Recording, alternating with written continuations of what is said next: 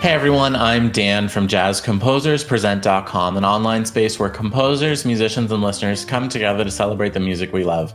I'm joined today by Ed Partyka, trombonist, composer, conductor, and longtime member of the Bob Brookmeyer New Art Orchestra. Ed is here to show us how writing on a short deadline versus a long one changes your process and the outcome. Yeah, hi.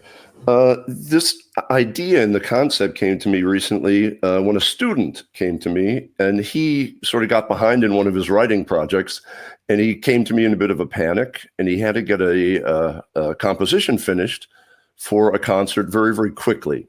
And he asked me for some tips, because a lot of times, the way that I teach composition and when we talk about composition with my students, it's sort of a long process with a lot of planning.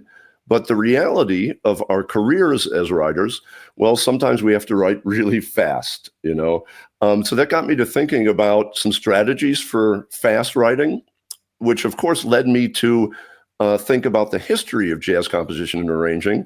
And if we look back, there were some historically important writers who were notoriously slow. I think all of us have either heard stories or read about Gil Evans. Notoriously slow writer. He would have one voicing, which he would test against a different voicing, allegedly for 3 weeks sometimes, until he made a final decision. So, very, very slow writer. And then there's some people like Nelson Riddle, who would get a phone call at midnight from Frank Sinatra's manager. And Frank Sinatra's manager would say, Frank would like to record these 3 songs tomorrow morning, starting at 10. And then Nelson Riddle would have to write 3 arrangements in one night. And some of those arrangements are some of the absolute classics of the genre of big band writing, and especially for big band with vocalists. So, of course, these very, very different methods of writing, slow and fast and things, led me also down another path to a book that I read a couple of years ago called Daily Rituals. And this book, Daily Rituals, describes the daily working routines of musicians, authors, painters, and other artists. And what I learned from reading this book is that, there are a lot of very different ways to create successful art and successful music. Some people, once again, work slowly, some work quickly. Some had a very, very regimented daily routine. Other people worked full-time jobs, and they created their art on weekends and nights or sporadically. So that also sort of heartened, gave me some heart and gave me some ideas and confidence about those situations when I also have to write fast, So let's talk about a little bit what I mean when I'm talking about fast and slow writing. And let's go over to the slide with sort of when we're talking about normal or slow writing. And this is sort of how I like to train my students. And this is how I was trained by my teachers, but to really plan things out, come up with a form sketch, really develop our melodic materials. If we're going to be using one of Bob Brookmeyer's exercises like pitch modules or white notes, really slowly slowly developing our melodic material, developing our harmonies, our harmonic material, thinking about counterpoint, both melodic and rhythmic, really sort of coming up, with a lot of solutions, doing a lot of sort of overproducing and filtering. And then thinking about advanced orchestration techniques, instrumentation techniques, trying to find maybe unique and interesting combinations, studying the masters of this, things like, once again, coming back to Gil Evans, and really paying a lot of attention to detail, and this, of course, leads to a very polished final result. But when the clock is ticking, and when we have to write something very, very quickly, which is a part of our professional working life, I guess, then we do have to think about some tips and some strategies for writing fast. So let's go to the next slide. And, when we get to writing fast, this entire decision-making process that we have when we're writing slow, it's just accelerated, and in a lot of times it's basically, when I'm writing fast, it comes down to, will this work or will this not work, right? Will it work? Yes, move on. If it doesn't work, find a solution and then move on. So instinct and sort of gut instinct plays more of a role, sort of, okay, what's my gut instinct on this? Yes, go with it. And internal knowledge and our skill base is also extremely important. So having, a diverse, a knowledge of diverse voicing and arranging techniques is important. Knowing different styles. So like if I, suddenly want to write something that sounds like Bill Holman or Gil Evans or Thad Jones, that I know how that is supposed to sound and that I have enough technique to be able to make that happen.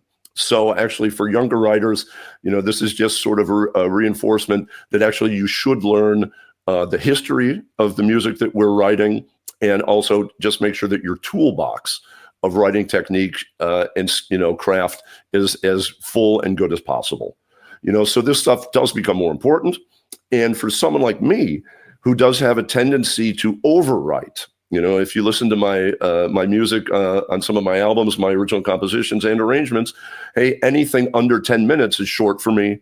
I do write a lot of counterpoint. I write a lot of very, very sort of complicated things. And there is sort of, sometimes a danger of overwriting. When I have to write fast, that's actually one of the things that doesn't happen. I actually write, I don't overwrite. So that's actually one of the positive things that come out of sort of fast writing in the results that I've sort of created over the years. Of course, the result is very often rough around the edges, and that's something I've talked to various writers about. Yeah, sometimes the ideas that we get when we have to write something very, very quickly are really good. And of course, yeah, maybe things aren't as polished. But that also leads us to maybe another idea. Hey, we can always go back and rewrite. When I was a bit younger, once I'd written something, for me, that was the final product. But I was having a discussion with John Hollenbeck a while back, and he does a lot of rewrites. He's sort of constantly rewriting his music. And that's something that I've also gotten more into the habit of. So even if we're writing something fast, just knowing we can circle back and we can go back, and even if it is a bit rough around the edges at first, we can go back and polish it up at a later date. So not to worry so much about those details. So why don't we jump to the first recording? This is Robben Ford with the Frankfurt Radio Big Band. And this is an arrangement of Sophisticated Lady that I wrote for a project. And this was written very, very quickly.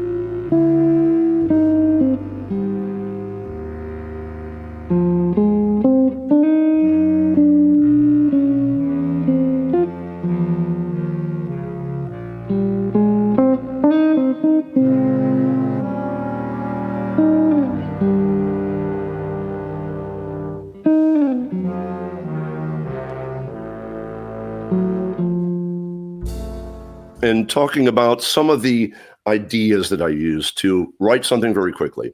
One of my other mini lessons, and this, if you wanted to go check that out, in one of my other mini lessons, I talk about habits and breaking out of habits. But when we have to write something fast, our habits are actually really, really important.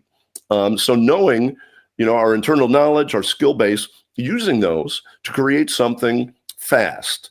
And so for me, one of the habits that I have, I love to write Brookmeyer style ballads because, of course, Bob, was a huge influence. So for me, one of the first quick decisions, the specific sound.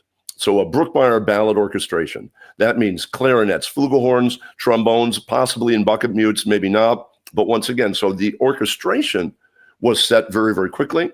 And then also thinking about sort of Brookmeyer style voicings. So spread voicings, very dark sounding with a dark timbre, with perfect fifths at the bottom, maybe moving chromatically. So thinking more about like tritone substitution, chromatic motion, instead of like fourth and fifth root movements. Coming up with a specific harmonic or harmony sound, a sound for the harmony. And I decided on a dominant sharp 9 sound. And for me, this was also something, a way to connect sort of Robben Ford, a guitarist, with sort of blues elements and Ellington. So Ellington and blues are very, very close, and sort of a dominant sharp 9 sound is something Ellington used a lot. It's also a very, very typical guitar sound, something Robben Ford uses a lot. So using that to sort of tie these elements together. And then the other thing on top of that was just using some of my habits in my normal arranging and compositional tools. So for example, one thing I really love to do in any context is find the possible rubs, the possible dissonance options, or options for dissonance between a melody and a counter melody, or in voicings. And then also thinking about use of the rhythm section. As we just heard, the first A section, no rhythm section. So unaccompanied horns, or in this case, horns accompanying the guitar by itself. So using my habits, my sort of devices, and just sort of going through and getting this sort of sound. And it ended up being quite a homogeneous sound, which is also, like I said before, for somebody who is maybe apt to overwrite and to have too many different elements in an arrangement or composition, the fact that I was, working against the clock sort of forced me to keep things homogeneous, and it forced me to get to the point. So that's another one of the advantages of, writing things fast. And then, of course, what happens is a lot of these things that I write fast, if they do turn out okay, I then go back and I spend some time slowly doing some slow writing, sort of polishing up. So coming from this maybe rough around the edges first result to a polished second result. And sometimes these songs end up, either on an album of mine or an album of somewhere else's. So what I did is I took the sort of rough version that was the first idea for Robben Ford and the Frankfurt Radio Big Band, and I went back, polished it up, and it became a French horn feature for my jazz orchestra. And it was recorded on the album In the Tradition. And this is Linus Bernoulli on the French horn. And this is sort of the polished version of Sophisticated Lady.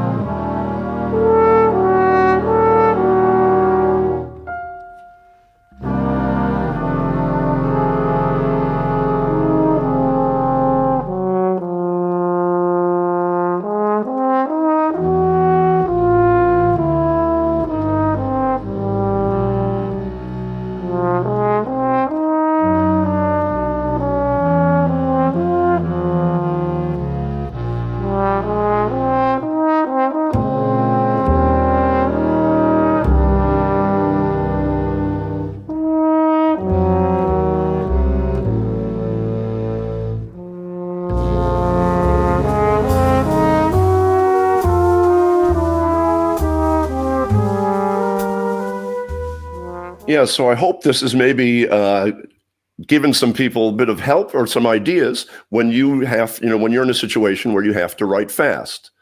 So trust your instincts, use your knowledge base, your techniques and craft that, the things you have internalized. Don't panic. And just remember that the result is probably can be very, very interesting, even though if it's a bit rough around the edges. Thanks for watching today's mini lesson. Be sure to like, share, and subscribe. Drop any questions, comments, or suggestions for future videos down below. To watch our full-length events and participate in live Q&As with our presenting artists, head to jazzcomposerspresent.com. Thanks, and we'll see you next time.